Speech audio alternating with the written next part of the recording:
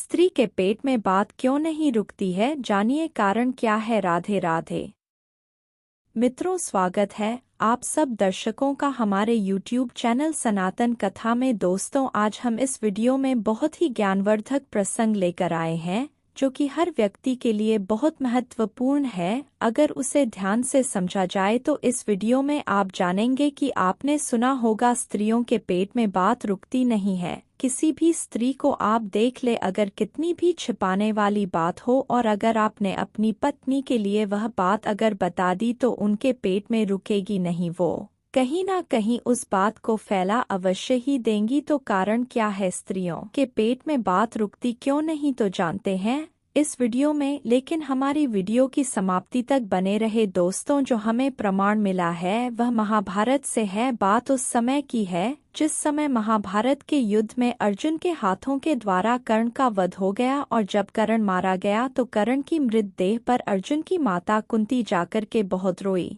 पांचों पांडव मां की तलाश में जब आगे को लिए बढ़े हैं तो जाकर के देखा कि माता कर्ण की मृतदेह पर विलाप कर रही है। पांचों भाई गए और युधिष्ठिर ने जाकर के पूछा, मां, आज तक इस युद्ध में इतने वीर मारे गए, आपने कभी एक भी आंसू नहीं डाला, आप कभी नहीं रोही, लेकिन इस दुश्मन की देह पर आप रो रही हो, विलाप कर रही हो, क्यों अपने आंसुओं को अपमानित कर रही हो? कारण क्या है माँ, तुम क्यों रो रही हो? तो कुंती कहने लगी, मेरे लाल, हमें रोने दो, यह सवाल हमसे ना करो। युधिष्ठिर बोले, माँ, मैं यह सवाल क्यों ना करो, आप दुश्मन की देह पर विलाप कर रही हो और आप हमसे यह कह रही हो कि विलाप ना करो। हमें बताना पड़ेगा कारण क्या है जो दुश्मन की देह पर आप रो रही हो। तो कुंती कहने लगी, मेरे पुत्र, अगर मैंने बता दिया तो आप उसको सहन नहीं कर पाओगे। अर्जुन से कहा, बेटा, अगर मैंने बता दिया इसके बारे में तो तुम्हारे हाथ से गिर जाएगा। जब यह माँ के वचन सुने तो कहने लगे दोनों पुत्र कुंती के, अर्जुन और दुष्ट माँ, अब तो ये तुम्हें बताना ही पड़ेगा कि मेरे हाथ से क्यों गिर जाएगा। इसका मतलब ये क्या कोई मेरे खास लगते हैं? तो कुंती कहने लगी, हाँ पुत्र, तुमने जिसका वध किया है ये तुम्हारा बड़ा भाई है